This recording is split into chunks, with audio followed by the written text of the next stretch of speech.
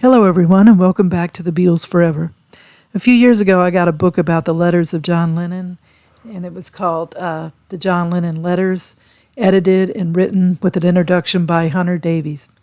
Well, in this book, it takes all the postcards, letters, little notes he wrote, and puts it all in one book. So it's kind of an interesting thing to see John Lennon, not on the music side, but on everyday life and what he was thinking and feeling.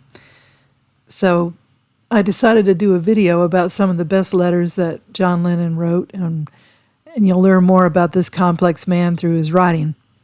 Well, the first thing is a Christmas card in 1958 to Cynthia Powell. This, of course, was John Lennon's first wife, but this was before they got married. It was when they really started to date each other. And it's actually not a Christmas card, but an 8-page letter that he wrote to Cynthia. They had broken up 3 months because he had slapped her in the face for dancing with his and her best friend, Stuart. He later thought about what he'd done, and he asked her for forgiveness, and she forgave him.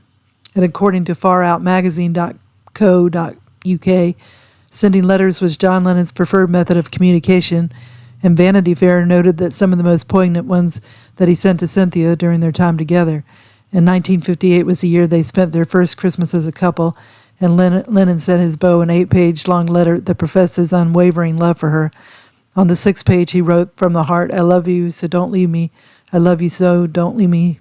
Don't leave me. I love you, Cynthia." So that was a kind of a surprise because, you see later in the years, like he acted like he didn't really love her and that, Yoko was his be-all, end-all, but then we see in the early years how much he did care for Cynthia, so that was nice to know. Next up, we have a letter to a fan in 1963, and a 14-year-old girl named Sandra was a big Beatles fan, and she never expected John to answer her, but her mother had said to say in the letter that my mother is from Liverpool, and so the girl thought, well, he's never going to write me back. But then she got surprised when he did write her. And he said, "Dear Sandra, thanks for your letter and praise. In reply to your question, yes, I am married, and my wife's name is Cindy, and we also have a baby son. I hope this will not stop you from liking me. Must finish here. Love to you always, John Lennon." Then he put XXXX, just for you. Sandra kept the letter for many years, and then in 1982, she had 3 young kids and was married, and her oven and her washing machine were broken, and so they couldn't afford new ones, so she decided to sell her letter through Sotheby's, and the letter sold for more than it was listed for, £440. And Sandra wished that she had kept the letter, but she needed the money. Now it would probably be worth £10,000 to £15,000, and that they stated that in the year of 2012 when the book was first published. And this was a wonderful letter for a fan to receive, and I bet that lady sure wished she could have kept the letter because John sounded very sweet when he wrote his response to her. And then this is a note to Brian Epstein in 1965.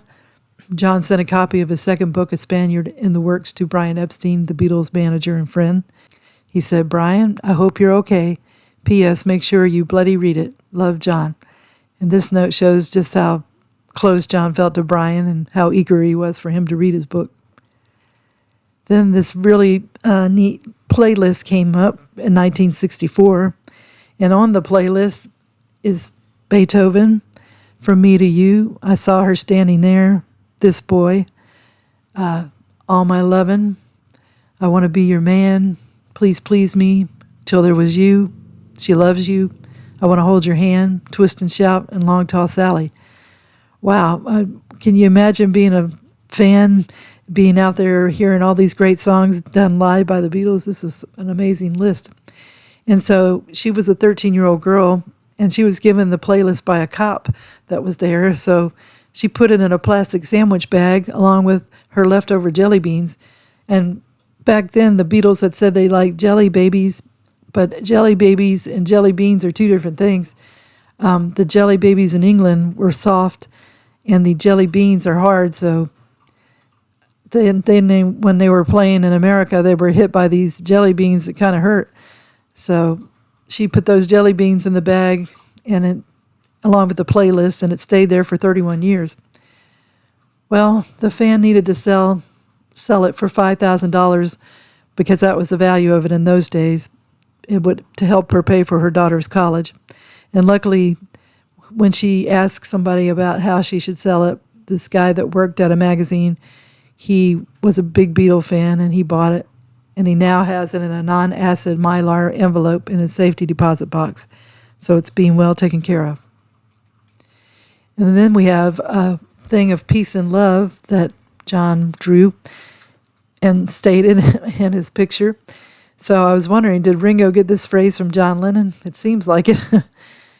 In an autograph John and Yoko signed, it was the phrase peace and love, and it was signed for someone named Sam. So, wow, that was a neat-looking autograph.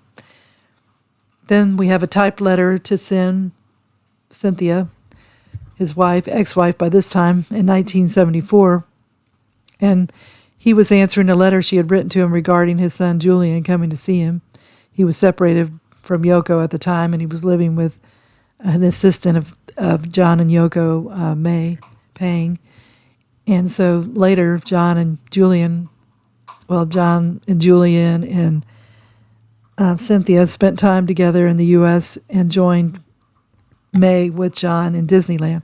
But in this letter, he sounded like he was getting along with Cynthia. But then later, in another letter, he was kind of saying that Cynthia kind of worked her way into flying over with Julian, that she was wanting him to have another kid with him so that Julia could have a sibling, and just trying to work her way back with him. But Cynthia didn't really, I don't know if this was true or not because I didn't have her side of it. I was thinking of another thing. But in this letter, he's kind of nice to her, so here we go. So he said to her, "Dear Cyn, this is the answer to your letter. I don't have it with me, so I can't really answer it. As you can see, I learned how to type." So this was back in 74. Anyway, it's getting near Julian's holiday, and I thought I should ask you when I should send May over for him, how long, etc., etc. You could tell me on the phone, I suppose, but I felt like typing. I hope the new house is fun. Say hi to Helen and gang. Was it you that told me that Jeff Mohammed was dead? And what happened to Tony Carricker? That's all for now. I need to know the details so I can plan accordingly. Lots of love to you, Julian, and Lil, your famous ex-husband, John. So in this letter, at least John showed that he was able to get along with Cynthia, and it sounded like he was still a little bit affectionate toward her, and he even tried to be funny, saying, your famous ex-husband, John. But next up is not really a letter, it's a list of things that John had written for his assistant. His last name is Seaman, and so the list is called the Air Seaman List 1980.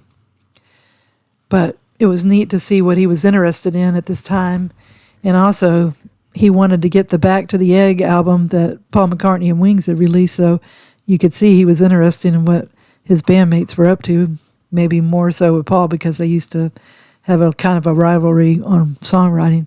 So I was kind of glad to see that. And then we have Thanksgiving Greetings, 1980, October. I love the little drawing that John did in some of his letters and postcards and notes. He was very talented. So it showed a picture of him and Sean and Yoko and saying Happy Thanksgiving to everybody. He sent this out to his friends and probably family too.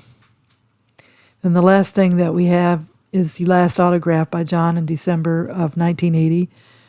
John and Yoko worked in the studio for 6 hours, and John made a brief call to his Aunt Mimi.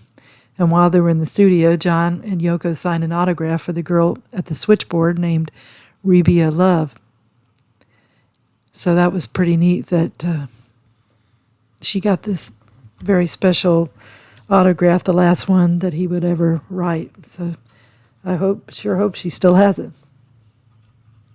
So the book, The John Lennon Letters, is a book, as I said, edited and introduced by Hunter Davies. And the book lets us look at John Lennon in different years of his life. We get to see his humor, his wit, and drawing skills with his doodles, as well as his notes on everyday parts of his life. So we get to see the man differently than just hearing his music. And it all combines to let us see John Lennon, the man himself. So I hope everybody's been having a good day.